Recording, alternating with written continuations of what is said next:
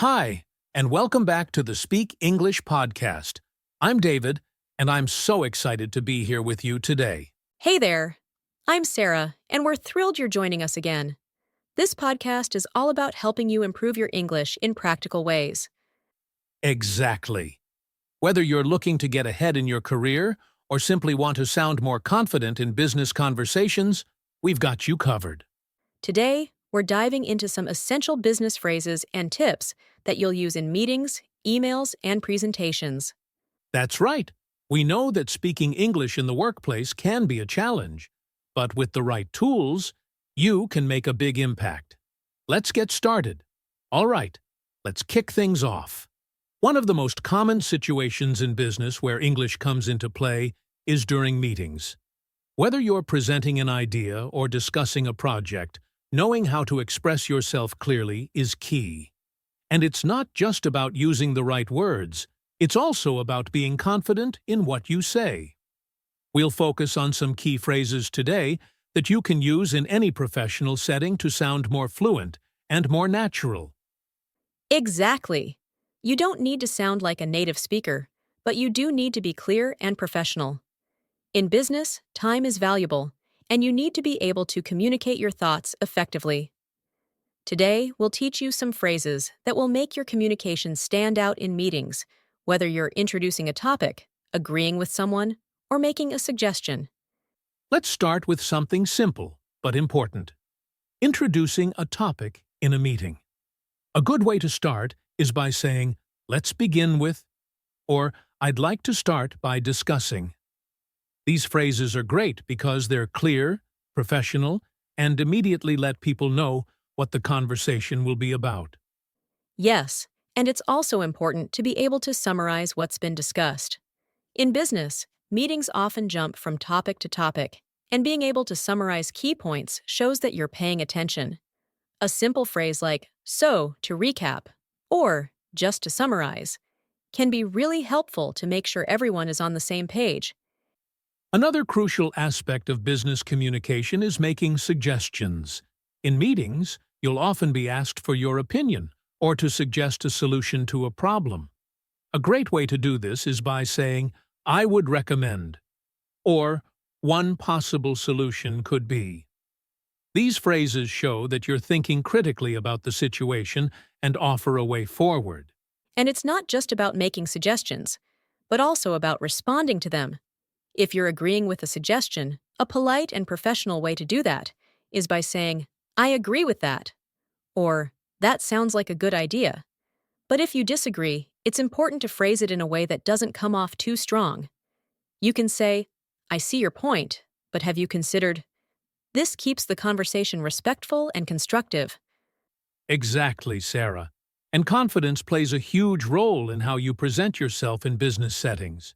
If you want to sound more confident, try using phrases like, "I'm confident that," or "I'm certain this will work because." These phrases show that you believe in your ideas and help others to trust your judgment. That's a great point, David. Confidence is key. But remember, it's also important to be polite and open to feedback. In the business world, being a good listener is just as important as speaking clearly. So, when you're listening to someone's opinion, it's helpful to use phrases like, "That's an interesting point," or "I see what you mean." This shows that you value others' opinions and encourages a collaborative environment. Now, let's talk about written communication. In today's business world, most of our communication happens over email. It's important to be clear and professional in your emails. So, let's look at a few phrases that you can use. A good way to start an email is with a polite greeting, such as "Dear Name" or "Hello Name." This sets a professional tone right from the start. Absolutely. And don't forget to use a clear subject line. This is the first thing people see when they receive your email, so it needs to be informative and straight to the point. For example, "Meeting agenda for tomorrow," or "Follow up on Project X." This makes it easy for the recipient to know what the email is about before even opening it. Good point, Sarah. After your greeting, make sure you get straight to the purpose of your email. Use phrases like, "I am writing to inquire about," or I would like to discuss. These are clear and direct ways to communicate what you need or want. Exactly. And when you're closing an email, make sure to end on a professional note. Phrases like best regards or sincerely are great ways to finish your email. And don't forget to thank the person for their time. A simple thank you for your attention shows appreciation and leaves a positive impression. Let's dive into giving and receiving feedback, a critical part of any professional environment. Giving feedback can be tricky, especially when you want to be constructive. A good approach is to start with positive feedback, using phrases like, I really appreciate how you, or you did a great job on. This makes the feedback feel more balanced and less intimidating. That's a great approach, David. Starting with the positive helps build trust and makes the conversation more productive. When it comes to giving constructive criticism, it's important to focus on the behavior, not the person. Instead of saying, you always make mistakes, you could say, I've noticed that there's a recurring issue with. This keeps the focus on improvement, not personal flaws. Exactly, Sarah. And when you're receiving feedback, it's just as important to stay open and listen actively. You might hear something you don't like, but it's crucial to remain calm and acknowledge the feedback. A simple, thank you for your input, I'll work on that, goes a long way in showing that you're receptive to feedback and willing to improve. That's right, David. And when it comes to giving feedback to a team or a colleague, always remember to be specific. Rather than just saying, good job, say, I really appreciated your attention to detail in the report, especially in Section 3. Being specific shows that you're paying attention and value the effort they put into their work. Networking is another essential skill in the business world. You don't have to be an extrovert to network, but it's important to know how to make connections and build relationships. When you meet someone new in a business context, start with a simple introduction. For example, you can say, Hi, I'm David, and I work in your role. It's great to meet you. This opens the door for further conversation and establishes rapport. Exactly. Networking isn't just about exchanging business cards, it's about building a meaningful connection. You might say something like, I've heard great things about your company, or I've been following your work, and I really admire your approach to.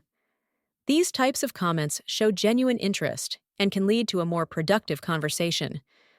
Absolutely, Sarah. And when it comes to following up after a networking event or meeting, it's important to do it in a timely and professional manner.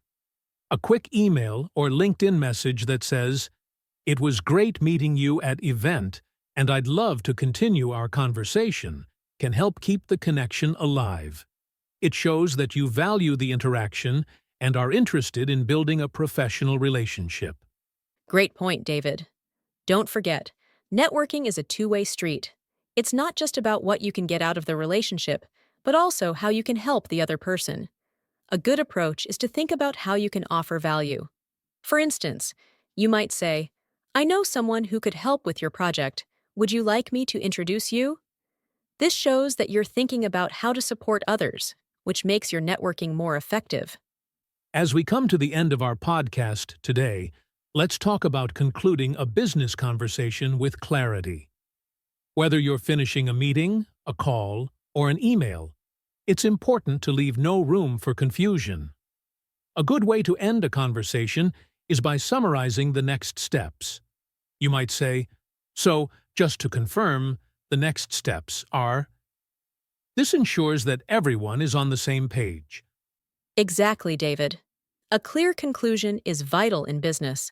It's also a good idea to restate any deadlines or important points before wrapping up. For example, I'll send you the report by Friday and we can review it next week. This reinforces the timeline and makes sure that nothing falls through the cracks. Another important aspect of concluding a conversation is expressing gratitude.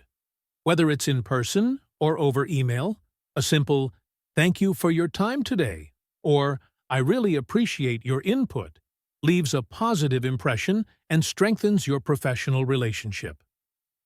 And that's a wrap for today's episode. We hope these tips help you navigate the world of business communication with more confidence. Keep practicing these phrases, and soon you'll find yourself using them naturally in your meetings, emails, and networking events. Thanks for joining us today, and we'll see you in the next episode.